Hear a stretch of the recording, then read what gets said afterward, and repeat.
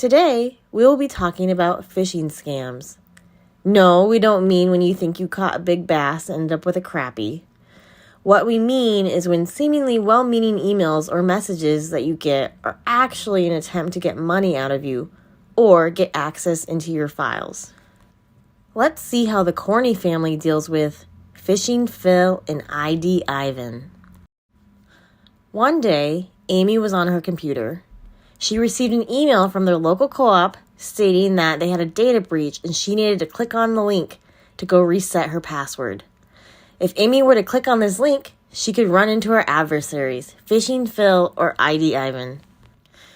Phishing Phil spends his time thinking of ways to trick internet users to revealing their usernames, passwords, and other sensitive information.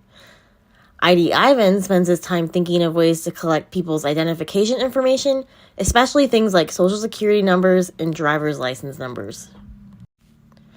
It's possible the link will take Amy to a webpage that looks just like the co-op page she uses regularly. The only difference is the URL will look different than the original one. Phishing Phil made this page to harvest usernames and passwords.